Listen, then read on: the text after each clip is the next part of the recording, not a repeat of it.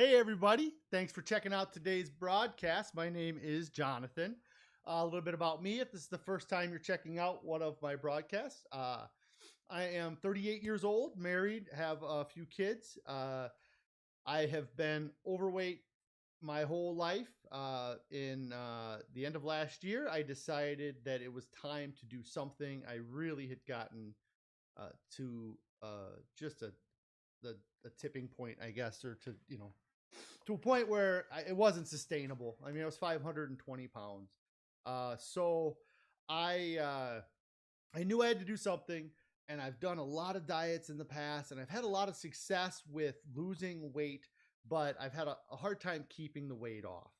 So I know it's going to be a long process to do all this, but I decided to start this video series, to keep myself accountable, but to also help motivate me in whatever diet I was going to choose. Because when I started this, I only thing I knew I was going to do was start it with an extended fast. And then, but yeah, so I do this to keep me accountable. You know, I've done many diets in the past, and I've started diets in the morning saying I'm waking up in the morning and I'm going to be on my diet. And by the end of the day, it falls apart, or even on the way to work, I'll grab fast food or something that next day. And so, I found that if I don't talk to people or tell people about my diet, there's nothing that's going to keep me from quitting or breaking my diet, because the only person I would be disappointing would be myself, and I've been doing that for decades. So, um, and then I also started this video series to help kind of anybody else who's having a similar problem, seeing my successes or my struggles, hopefully help somebody else watching this in the future. The other thing before I started this was I've always set what I thought was a realistic goal for myself. Generally, for me, I'm 6 foot tall, and I always just wanted to get down to like the weight I was in high school, which was 275 pounds. For the most part, I did probably graduated. I was probably close to 300 pounds at that time, but I was really active in high school, and so that helped keep my weight down. But since then, I've used that kind of as my goal or my gauge to get to 275, and realistically, that's not a good enough goal. Because even at 300 pounds, I'd still be at 40% body weight. So I knew body fat. And so I knew I needed to set a goal that um, was, would put me in a healthy weight group and not just still being fat. Like every time I lost weight and I got to 275, I got to my goal, and it was great, but I was still fat when I got to my goal. And I don't want to be fat anymore. That's the whole point of all of this. And so in order to do that, I have to lose a lot more than that. I have to lose at least another 60 pounds to get down and below 220, so that I'm considered just overweight and not obese.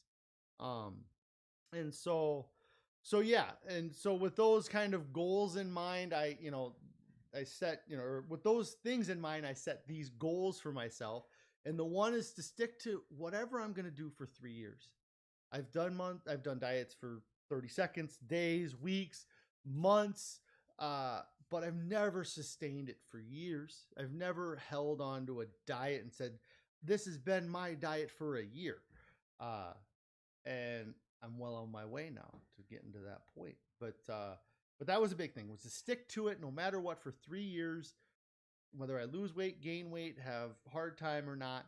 And then the other is to lose the 300 pounds and to get down under 220. That would put me at 219.8. And those are two big goals. And then, I mean, on top of all of this, a huge goal is just to be a better husband, a better father, a better employee, a better everything.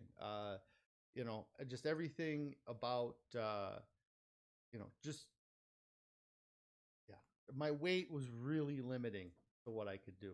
And so I, I needed to do something to make it better. And, my kids see what I do, and I don't want them following in my footsteps by any means.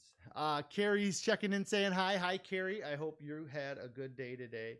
Um, So, with all of that, today is day 184, I believe, of my 3 year challenge. So, I'm over 6 months. I'm still so excited about that 5 pound loss last week. I'm hoping to have a loss this week, but after losing 8 pounds over the last 2 weeks, I don't know what's going to happen with this upcoming weigh in. Plus, I believe Carrie went and bought me some dehydrated mango. So that is just going to get in the way of my weight loss too, because dehydrated mango rocks. Uh, and I would not have even known that dehydrated mango rocked until uh, actually, it was from a YouTuber. It was at Well Your World. Dylan.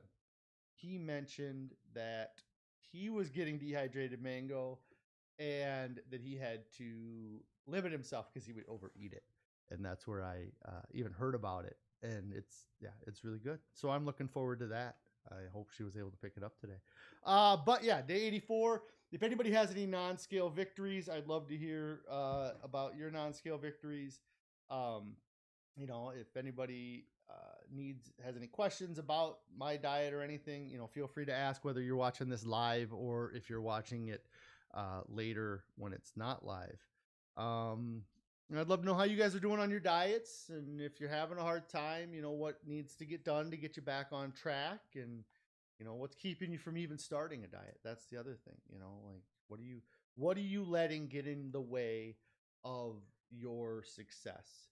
um, is it an upcoming social event? Is it, like, I'd start my diet, but I got this thing this Saturday and I'm not going to miss out on grandma's cinnamon rolls just so I can get healthy and live longer.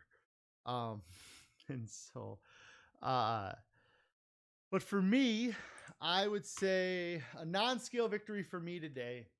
I'm at my office and we have some grass around the building that I had been putting off getting the riding mower up and running for the year. Uh, and I got it going and I went out and I cut the grass, and holy cow, is it different.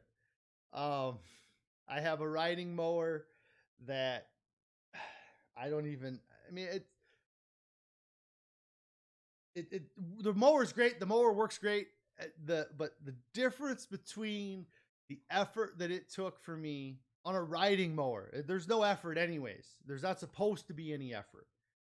But when I was at my heaviest, when I was cutting the grass on that riding mower, my legs were just killing me because there's a lot of hills and stuff, and so you're putting your weight, kind of, you're leaning that way, and so you're putting all your weight on one leg or the other.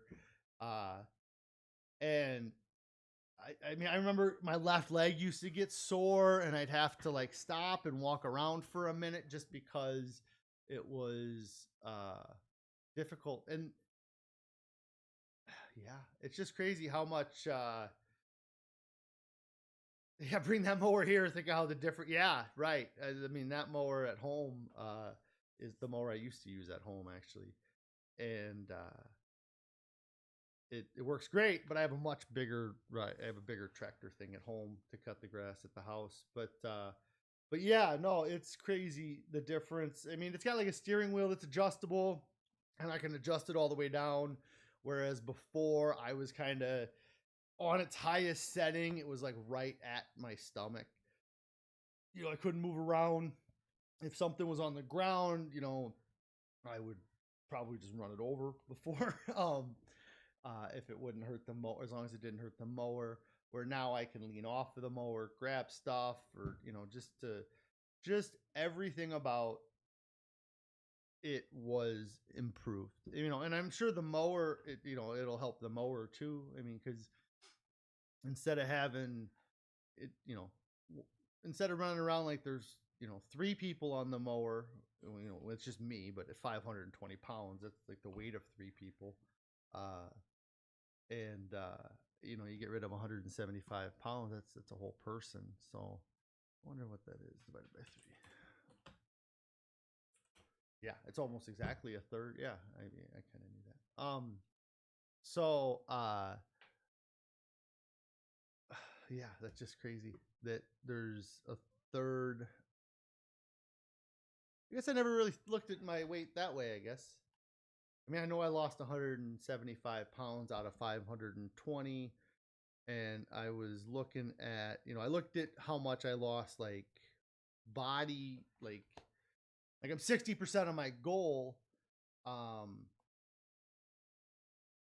but I've lost 33% of my body weight in 6 months. I lost a third of me in 6 months. That's crazy. Um, but yeah, I don't know why I hadn't looked at that number. But yeah, so my non-scale victory, I think, would have to be the cutting the grass, just being outside and getting things done. It went well. I had let the grass get a little bit long, but the mower handled it. So, and yeah, let's see.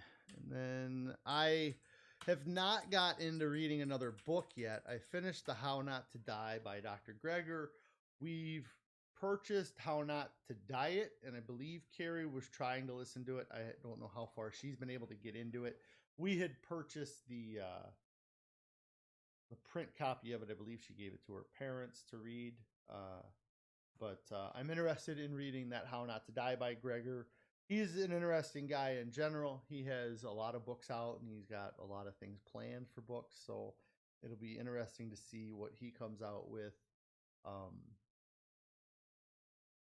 throughout the future, or coming up, what he has coming up next. I guess it'd be interesting to see.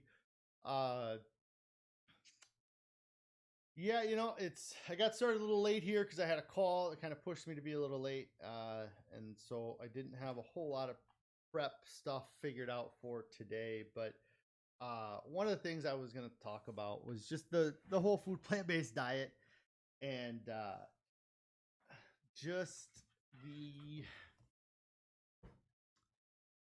I don't know. It's just such a weird thing that I have. I've done diets in the past, and I've never. I guess I never thought of them as a lifestyle change, and I just thought of them as diets. You know, and so when you go on a Atkins diet or a keto diet or paleo or Mediterranean or whatever diet that you choose, those diet like Mediterranean, I guess it'd be the most like a way of eating. But anyways, those things, like, I never felt the need to try to convert anybody, I guess, or to, like, people when I lost weight before would ask how I lost weight, and I would tell them, like, not eating, which was how I did lose a lot of weight. Essentially, I was eating 8 years ago, but I was eating such a low calorie amount every day that I lost weight. And so when people would ask me, I'd be, oh, I just haven't been eating. And, oh, it's awful for you. And then fast forward 8 years, and I didn't eat for 42 days. So it must have been really awful for me. But anyways, I have some friends that I hang out with, I was hanging out with my friend the other day, and like, he's a great friend, and he listens to me, and he listens to me talk. He doesn't necessarily do what I say, I guess, but it's one of those things where, like, I want him to switch to this diet. And he's not even that unhealthy. He's probably 200 pounds. If he's over 210, I would be surprised. He's not a big guy. It's not that he's real far overweight, but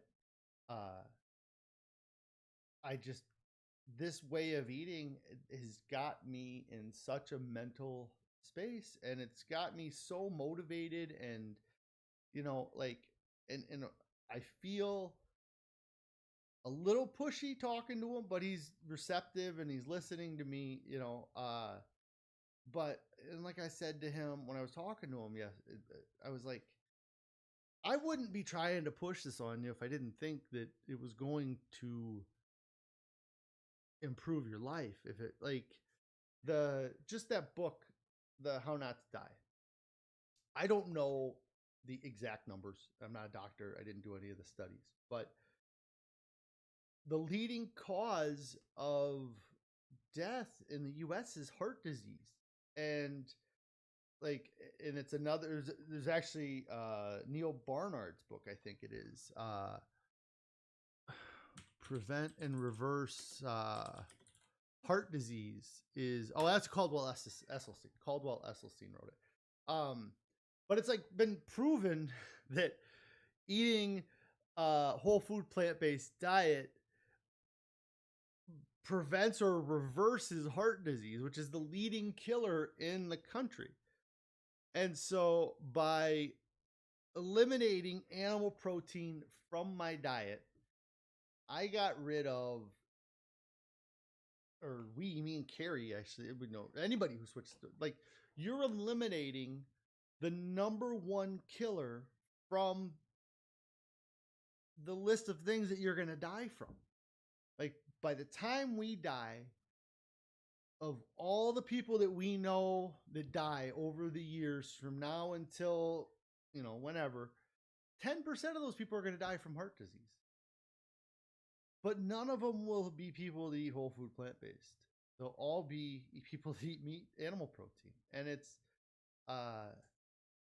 like that alone, just to get rid of the heart disease. There's been so many times where before I fasted, when I'm at 450 or 520 pounds, that I would have something happen in my chest, whether it was, whether it was just me needing to burp or, but like I would get chest pains or I would get lung pains that like, and I'm not saying that those things might not still happen because those weren't necessarily, I didn't have a heart attack. I may have had pain in my chest or felt like my lungs were really hard to breathe or like, but I never went to a doctor. I've never had, been tested for those things. But if those were to happen from here forward, if I had that pain in my chest or if I had something, I won't be as worried about that pain being the heart attack, like I'm 38 years old and I've had moments where I thought maybe I got something, like something going on. Like either my heart rate was super high for no reason, or like I said, like, and now that I'm losing the weight and I have those things happen, I'm not gonna go to that it's gonna kill me, and that's different, like it's at 520 pounds, little things, maybe not little things, but things like that make me think I'm dying. And that's not, I'm hoping to not have that in the future, regardless of what those different things or pains or what they were. So yeah, I guess I didn't really talk about the weekend. I hope everybody else had a great weekend. We were, I guess I'll finish up with the talk. But I'm talking to my friend, and he wants to be healthier. He wants to lose weight, and he does a lot. He works out and he does things to keep his weight where it's at. But it's something, and he is very adamant that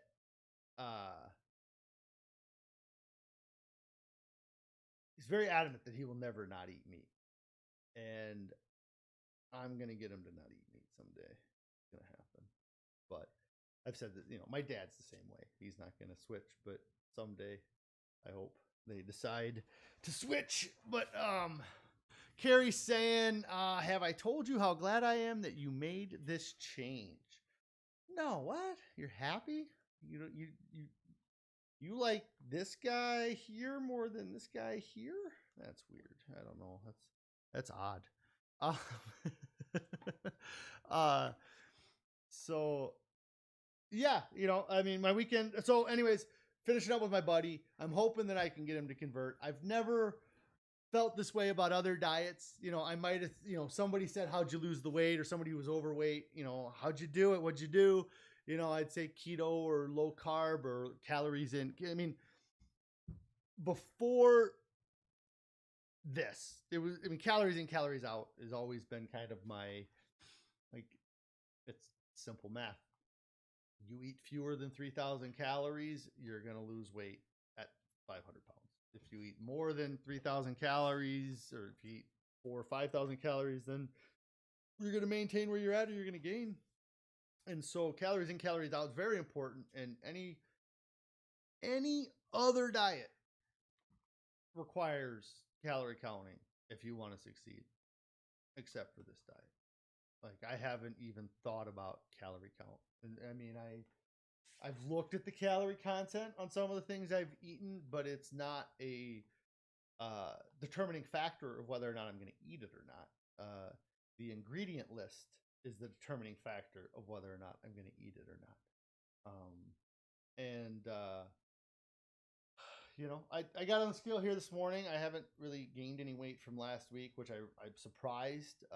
This weekend was a rough one for me, I guess. We were pretty busy on Saturday, and I was on my feet quite a bit, running around, working some different things.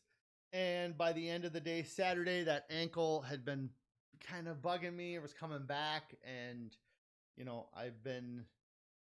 I got those compression socks that go up to my knees that now that it's getting to the summer, it would look kind of weird wearing them with shorts. So I got to figure that out.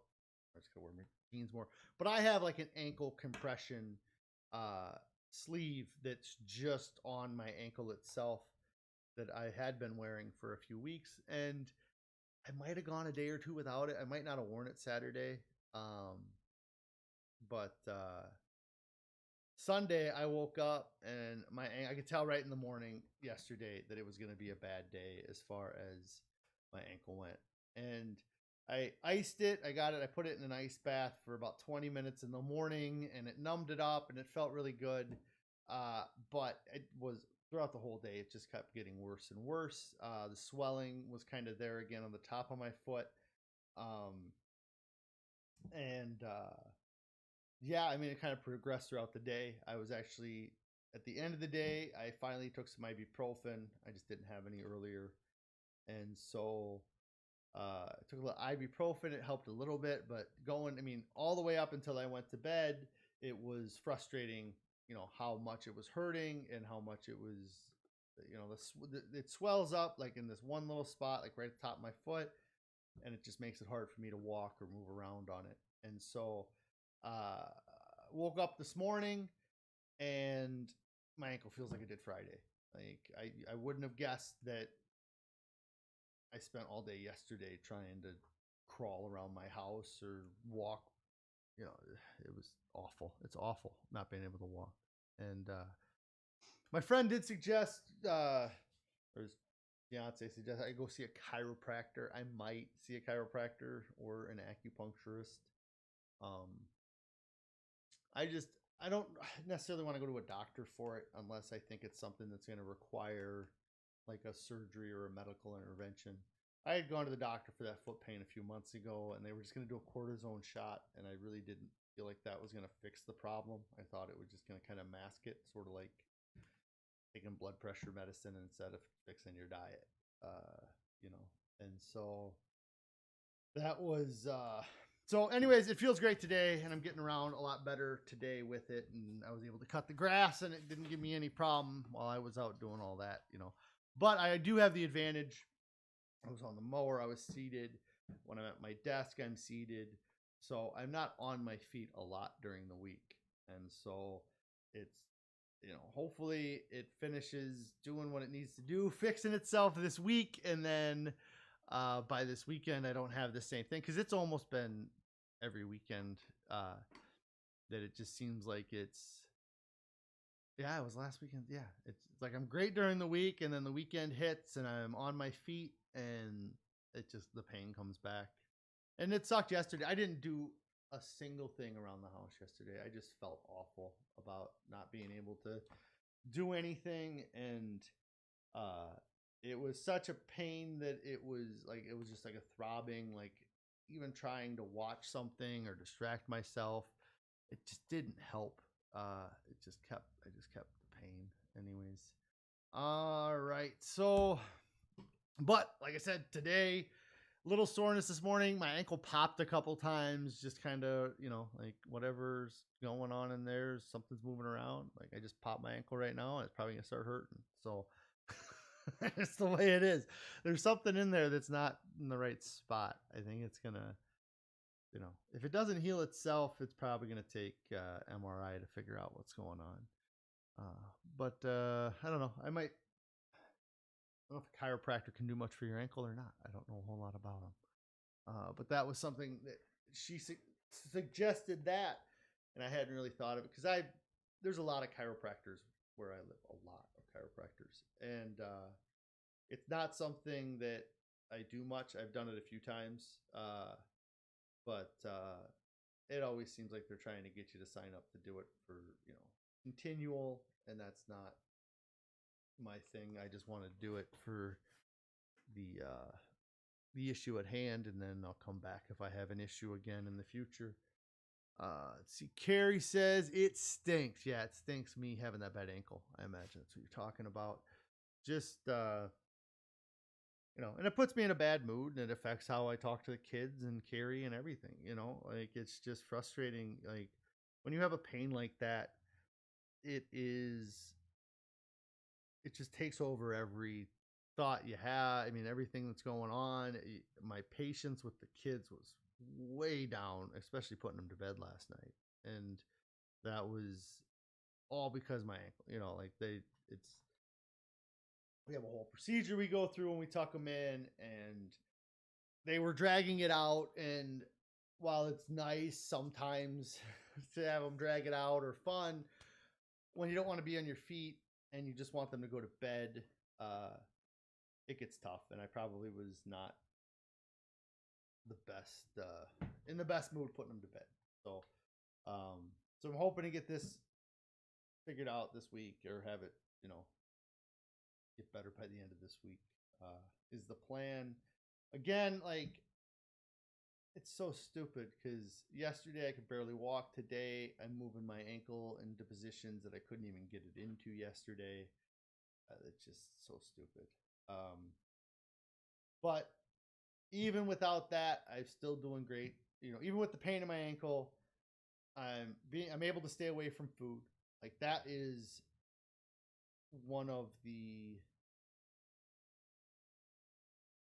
big difference. That's a big difference. Like had I 7-8 months ago, had I had this ankle pain that kept me from moving around, I I don't even know how many calories I would have consumed yesterday. Like because we would have had potato chips, and we would have so we're doing this thing we did Saturday, and what's kept me on my feet is we're doing concession stands for our nonprofit. It helps raise some money, but it's concessions to kids, and we have lots of concession food, Snickers and M&Ms and muffins and all kinds of stuff. And I mean, we bought enough to sell for multiple weekends. Had I not been on this diet, we'd have gone through half that candy last week. And then Sunday, I would have hit that so hard had I not been on this diet. Like we had, like I said, we have all kinds of awful things as far as food, but just concession food that we were selling. So yeah, that's a huge difference this time. Like yesterday, I had breakfast. I actually had a big breakfast because we had a loaf of Ezekiel bread that was like at the end. And if you don't know what Ezekiel bread is, it's like this oat sprout bread that we buy a low sodium version of it. It's one of the two or three. It's one of the three processed things that I would say that we eat. So Ezekiel bread with peanut butter that we put on the Ezekiel bread, which I mean, it's not really processed, but The one place it seems a lot more processed than the other. One place it seems like it's pretty much just the and then the so the bread, the peanut butter, and then the Lara bars would be the only other thing that I said is would be like processed. There's wheats or there's pastas, I guess you'd call that, but those are just like whole rice pastas. Mata is asking, do you have a lot of loose skin? Knowing how fast you lost the weight. So I don't have a lot.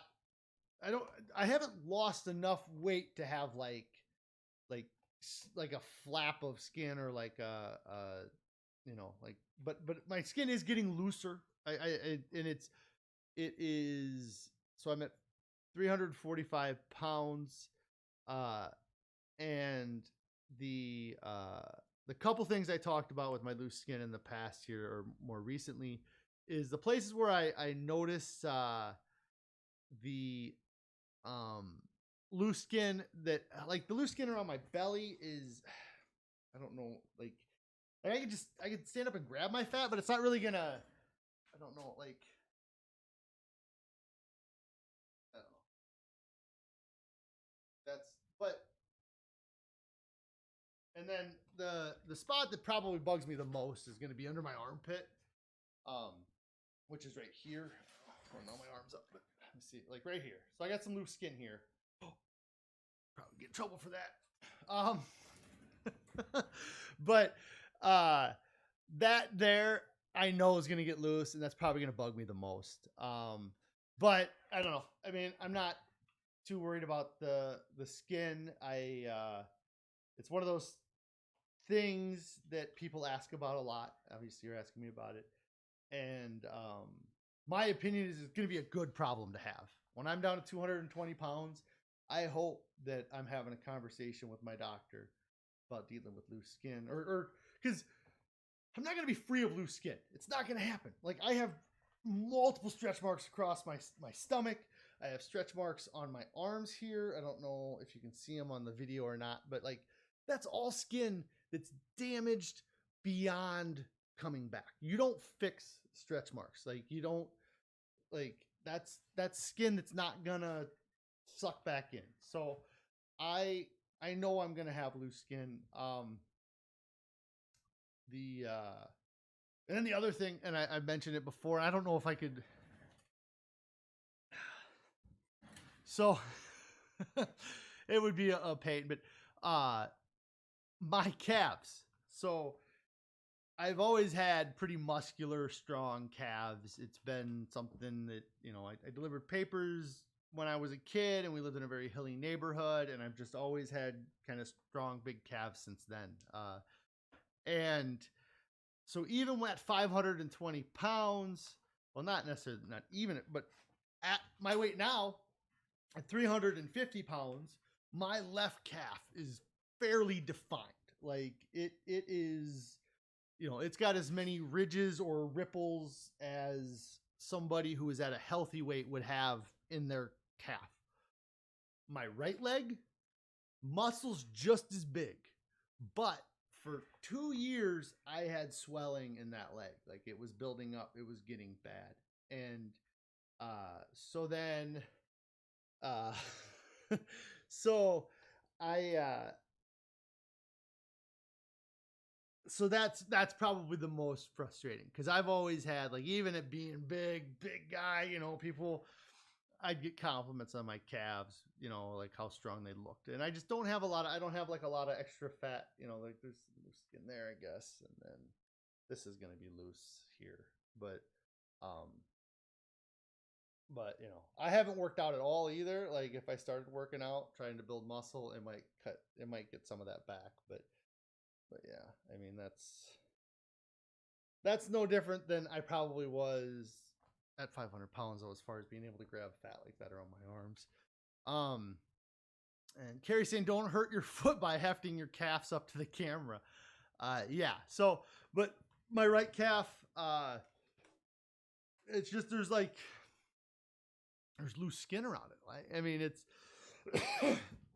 my mom God bless her soul, was giving me a hard time this weekend. Actually, I was hanging out, and she looked at my legs and she was like, "Your right leg is swollen up, isn't it?" And I was like, "No, it's not swollen anymore. It's just the excess cells and stuff that are there now. Like, it's just my left ankle again. Like I said, it's fairly thin. It doesn't, like, I don't have anything that hangs over my sock, as far as, like, as my mom called it, my cankles. Um, so my right leg still looks like it's a cankle, or a calf ankle, right? Whereas my left leg is not that way. And so maybe in the future I can get a photo or something. But I hope I answered that question. I know I went on and on about it, but yeah. So the loose skin, I do have some, but I mean, it's tough to know how different it is. Like when I get down to 285, I might have a little bit, because I've been 285 and I remember uh, a bit about that. Like the biggest thing I remember about being 285 is feeling my hip bones, because that is something that has gone away, and it's not there. Like, I mean, I can find my hip bone, like if I dig for it, but when I was down another 50 pounds from where, or 60 pounds from where I'm at now, really started to be able to feel like my hips and my waist and things like that. So when I get down to that weight, I might have a better idea. And but yeah, and I bought some compression. I bought a compression shirt that I wore last week. It was a 3XL Under Armour compression shirt. I like it. The downside with my body style is, like, I got that big spare tire around my waist, I guess is what I've always called it. And so if the shirt starts to ride up, like it hits my love handles, and it just continues to creep up my body, so if I don't have it tucked in real good, then it can be kind of a pain. Or if I get real active and then it slowly starts to kind of creep up my body. I'm sure that happens with any compression shirt on anybody. But yeah, I bought that to kind of help. Yeah. I guess one last thing I'll say about it is that armpit thing I showed you. It does, like, slap every now and then. Like if I'm doing something, that will come up, and like I couldn't recreate it here, and if I did, you probably wouldn't even hear it, because it's probably just something that I notice. Uh but yeah, if I get doing something a little active or jumping around, that kind of moves around quite a bit, and so that's a little bit not cool. So yeah, some loose skin, but it's a good problem to have. So anyways, I went super long today, so I'm gonna get out of here. Carrie says her Spanx do the same thing, so I imagine it's any compression clothes that's like that. Is once it, uh, yeah, Carrie's body is actually a little different than mine, so it probably does a little bit different. Stephen F here saying fasted 2 years ago, went from 320 to 275, stayed steady for a while, but over COVID you went back up to 340 on your second day of fasting. Hope to continue with this time around. That's awesome, Stephen. I'm glad to hear that you're getting back into it. Um, yeah, I mean, COVID really screwed up a lot of things for people as far as staying on track with things, and I don't know how if you just did intermittent fasting or your whole protocol from before, but it's tough.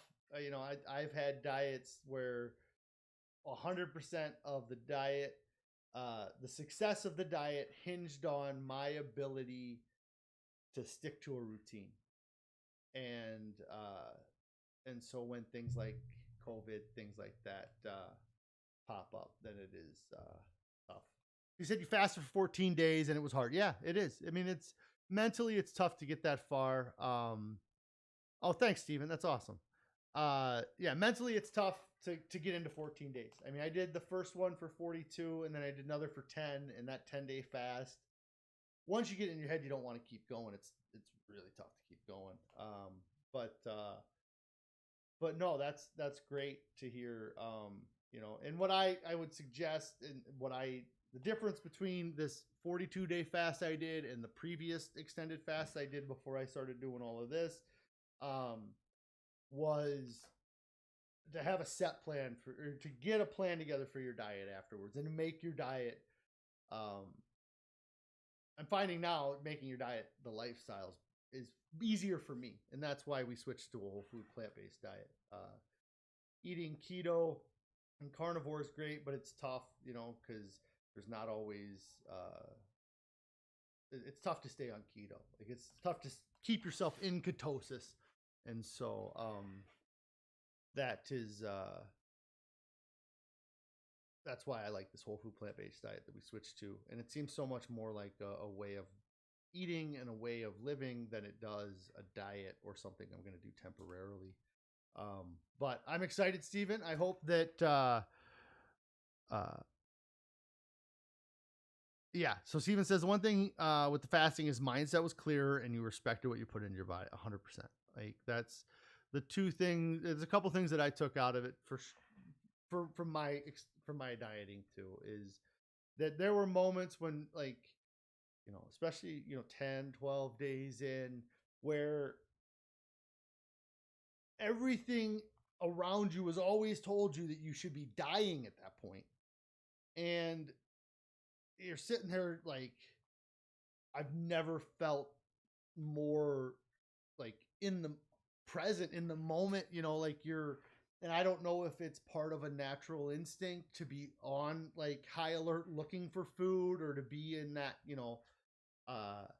but yeah, there's some clarity. And also I think that there's the removal of the sugar and the caffeine and the things that we're addicted to helps clear up your mind too, because you're not, thinking about those things. And then, like you said, you respect what you put back in your body, because you can't just grab a Snickers bar after you eat for 14 days. Like, you can feel that, and so that's great. So I'm glad to hear that you had success with it in the past, and I hope that you're able to continue to succeed with this. But yeah, I'm gonna get out of here for the day. Quick couple things: if you haven't already, make sure you subscribe to my channel. Hit like on the video, and then turn on the notifications so that you get alerted when I go live. I generally go live at 4 p.m. on weekdays. I do my weigh-ins on Wednesday, so I'll be on Wednesday for sure. Pretty sure I'll be on tomorrow. I don't see why I would not. And then you can join my You can follow me on Instagram, which is it's at Fasting, FAHSTING. And then we do have a Discord as well that we're trying to get going. It's just kind of a place where we share the foods that we're eating. Place for you guys can talk about your success, or what if you need any help with your weight loss, things like that. So yeah, hit those up. But I'm gonna get out of here and eat some of that dehydrated mango that I have at home. I hope. She never confirmed it, but I'm pretty sure it's there. So you guys all have a great day, and I will see you tomorrow.